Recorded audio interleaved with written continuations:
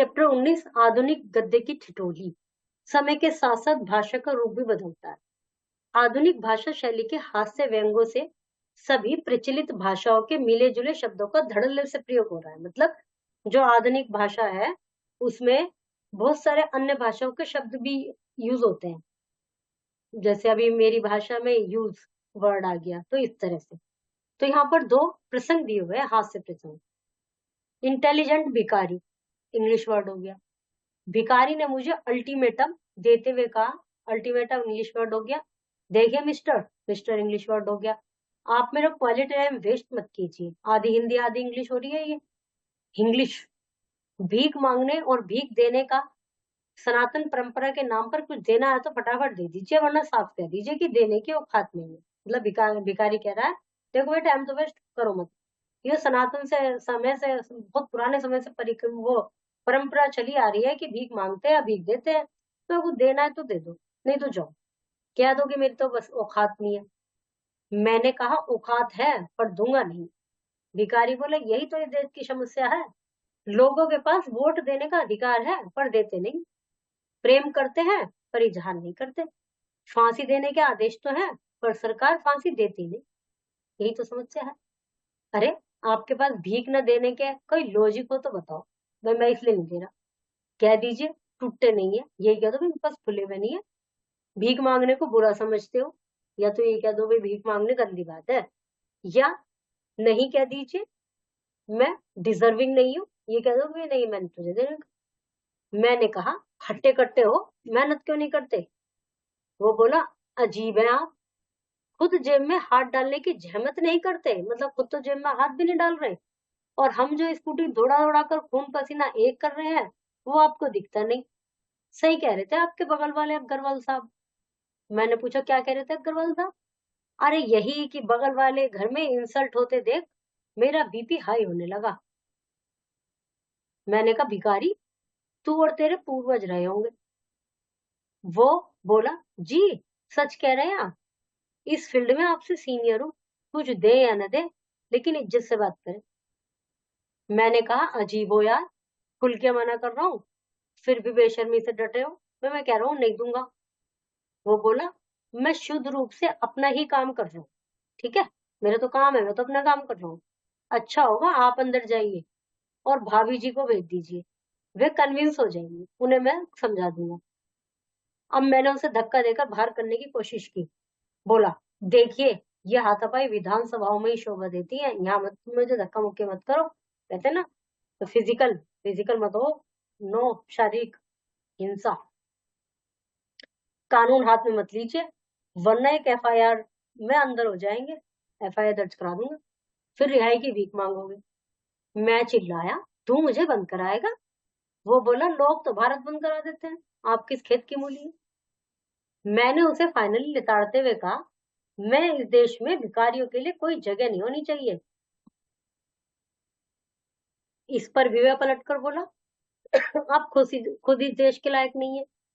यह देश बड़े दिल वालों का है, यह भारी आतंकवादियों की सुरक्षा मेहमान नवाजी पर करोड़ों फूंक देता है, और एक आप है अपने ही देश के मासूम भिखारी को 2-4 रुपए देने में आपकी नानी मर गई है। अंततः मैंने दरवाजा बंद करते हुए कहा तुमसे क्या बात करें, तुम्हारी तो आत्मा ही मर चुकी है। इस पर वो मुस्कुराते हुए बोला आपको गीता का ज्ञान नहीं है, आत्मा तो अजर अमर है। मतलब पूरा बहस कर रहा है वो। मैंने अंदर से ही चिल्ला कर कहा जाओ मेरे बाप समझ लो मैं ही मर चुका। इस पर वो चिल्लाया समझना क्या, रहीम दास जी की माने तो हम दोनों ही मरे हुए हैं, मरने में आप हमसे सीनियर हैं, क्योंकि रहीमन वे नर मर चुके जो कहू मांगन जाए, उनसे पहले वे मुए जो जिन मुंह निकसत नाय, जिनके मुंह से नाय निकलती है कि ना मैं नहीं दे रहा। फिर दूसरा प्रसंग है दर दर बेरोजगारी। उस दिन मोहल्ले में कुछ बेरोजगार युवक प्रसन्न दिखाई दी। उन्हें प्रसन्न देखकर मेरा माथा ठनका। पूछा क्या बात है, आज इंडिया ने फिर कोई क्रिकेट मैच जीत लिया, या किसी नौजवान को स्वयंवर से बुलावा आया है जो सारे खुश हो रहे हो।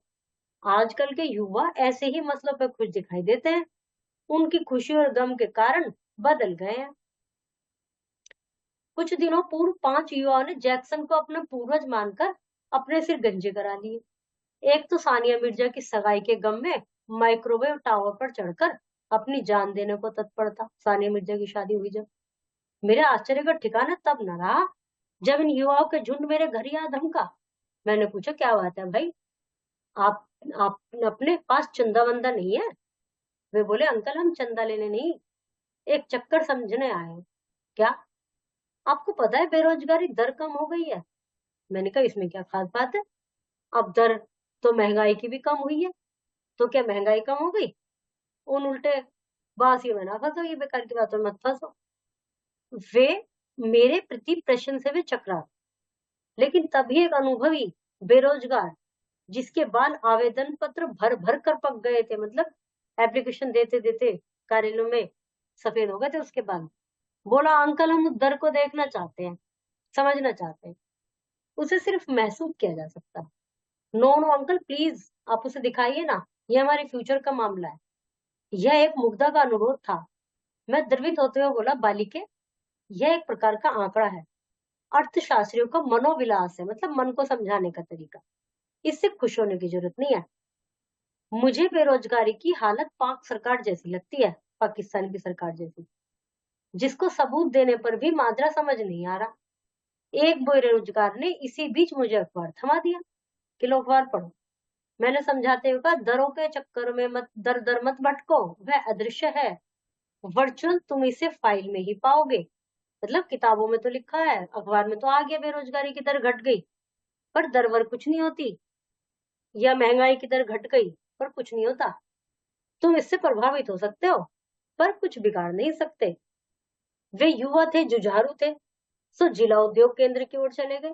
जिला उद्योग केंद्र होते जहाँ इस तरह के मतलब जॉब वगैरह मिलती है, जहाँ प्रपोजल की फाइलें धूल खा रही थी। अधिकारीगण कैंटीन में चाय पान थे। प्रपोजल मतलब किसी ने कोई ऑफर दिया, एप्लीकेशन दी कि ये कर लो वो कर लो, सब में अपना रखी है, धूल खा रही है। जैसे कुछ चैप्टर हमने पढ़ा था ना कि वजन नहीं रखा पेपर इसलिए उड़ गए, तो जो अधिकारीगण है वो अपना चाय वाय पी रहे हैं कैंटीन में। चपरासी ने कहा, प्रपोजल को ओके करवा दूंगा, लेकिन लोन पास कराने में जूते घिस जाएंगे। लोन भी वहीं से मिलता है, जिला उद्योग केंद्र से। एक बेरोजगार ने कहा, हम काम क्यों पकड़े, बेरोजगार दर गिरी है, काम खुद चल कर हमारे पास आएगा, या हम काम तो खुद आएगा, दर गिरी है। चपरासी बड़बड़ाया, पागल हो गए क्या, ऑस्ट्रेलिया इंग्लैंड तो में तो मारामारी हो ही रही है, छीना झपटी मची है, तुम्हें रोजगार घर बैठे मिलेगा। उसी समय एक नेताजी प्रकट हुए और युवकों को ट्रक में भरकर एक रैली में ले गए। ये जो कह रहे हैं ना रोज नौकरी चाहिए नौकरी चाहिए, इन सबको रैली में ले गए। कुछ दिन बाद पता चला कि वे बेरोजगार प्रकोष्ठ के अध्यक्ष बन गए। अब रैली में क्या होता है, खाना पीना भी मिलता है, कोई दिक्कत नहीं रहती, घूम लेते हैं, फिर उन्हें अपना मेंबर बना दिया, अध्यक्ष बना दिया, और कृत संकल्प है कि बेरोजगारी दर गिराकर मानेंगे। ठीक है, वे सब मिलकर गिराएंगे बेरोजगारी को।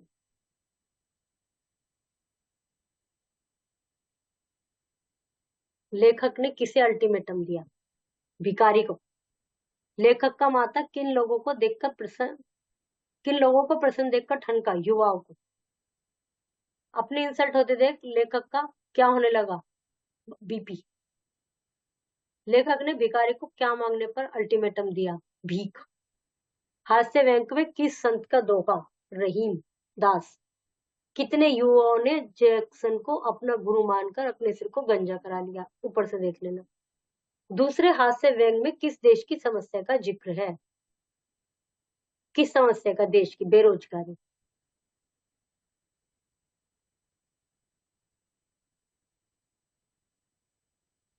अंग्रेजी व उर्दू भाषा के शब्दों का प्रयोग किया, पाठ में से ऐसे ही शब्दों को छाट कर लिखिए, हिंदी के, अंग्रेजी के और उर्दू के। मुहावरों को वाक्य में प्रयोग कीजिए।